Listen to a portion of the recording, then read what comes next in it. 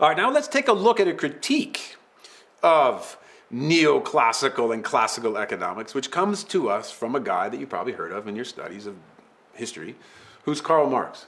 Now, one thing about Karl Marx that I want you to realize is that he writes Das Kapital and the Communist Manifesto, his two very famous books, in 1848, 1848. So remember, this is an evolution of economic thought. So what came first? Well, what came first is Adam Smith. When was he writing? 1776.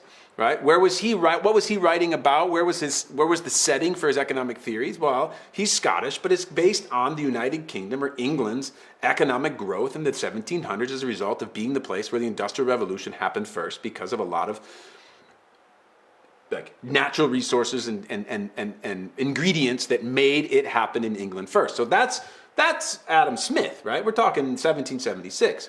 Karl Marx is there in 1848. He's German, but he's living in London, and he's looking at this human misery created by what? By that system, by that capitalist system, okay? And the other thing I want to just put out there for you is like, hold off on your judgment of Karl Marx and thinking that Karl Marx is like some evil guy that was like reincarnated as like Joseph Stalin or like Vladimir Lenin. That's just not true, okay?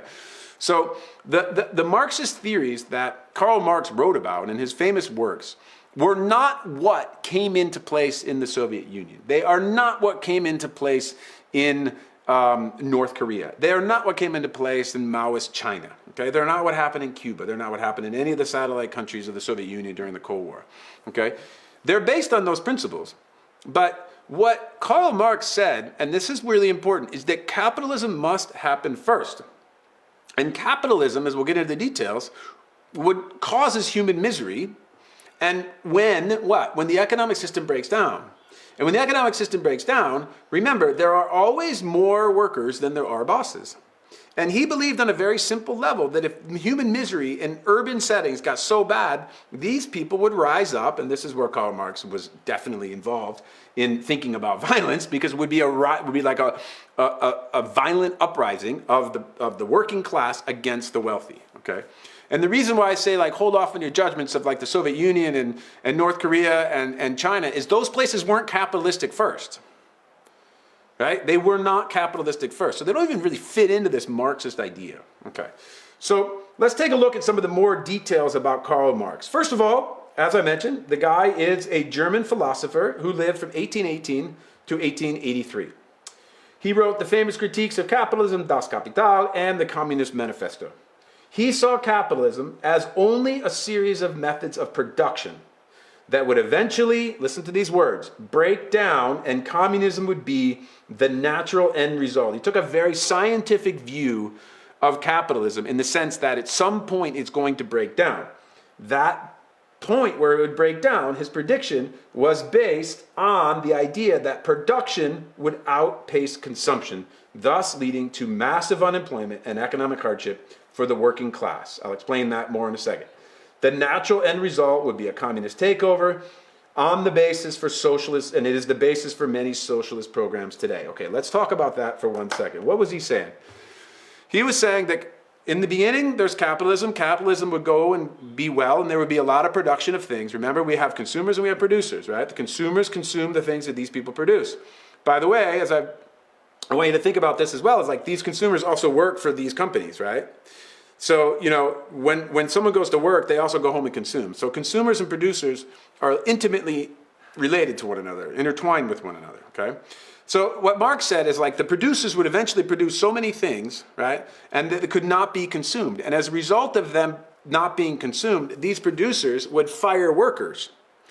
And in the construct of urban life, and that's another layer you have to consider historically, industrialization is really urbanization of human beings.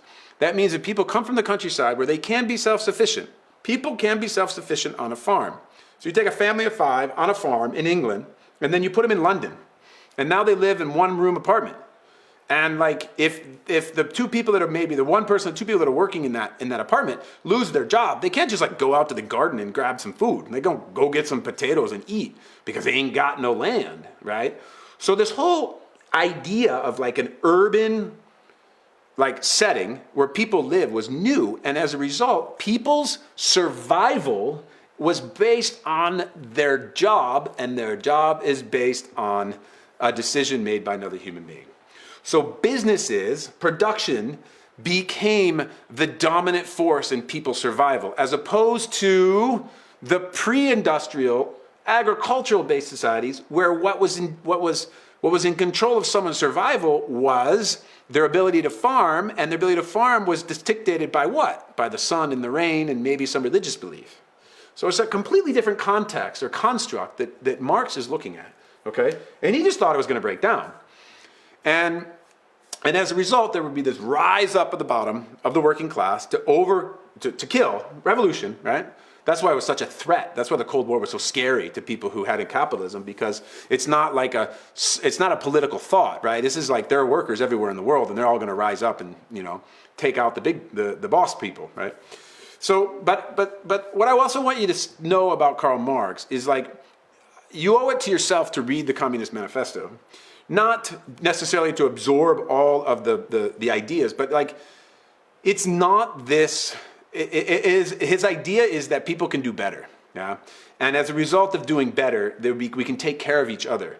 And it's kind of surprising to a lot of students who read the Communist Manifesto. It's not full of like these evil ideas. It's full of the ideas that maybe if we created our own society of like 50 people, or a model like living situation for our families, that we might actually sort of like, okay? But the other thing that Karl Marx missed, and this is why this is another layer that's important in your studies of IB economics, and that's this.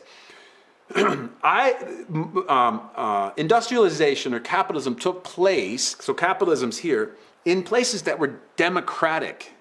And Marx completely missed this.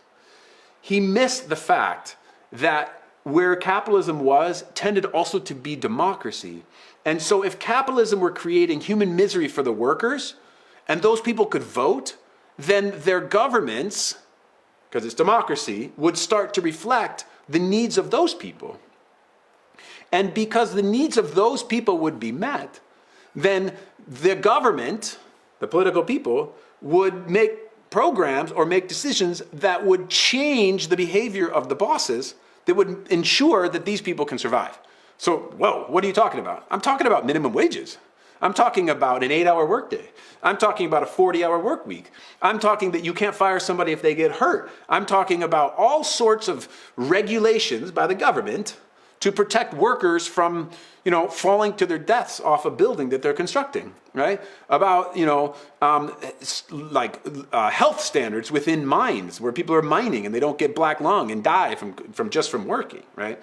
So what Marx missed is that this proletariat, the workers, would actually be able to express their voice to the government without being persecuted.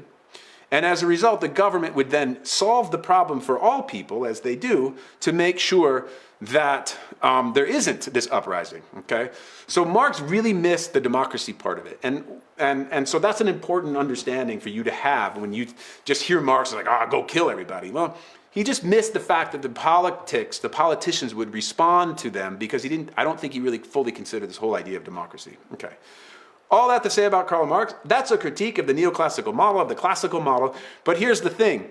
Marx does not play an important role throughout our studies of IB economics. And the reason that he doesn't is that IB economics assumes two different things. Number one, capitalism, free markets, and number two, democracy.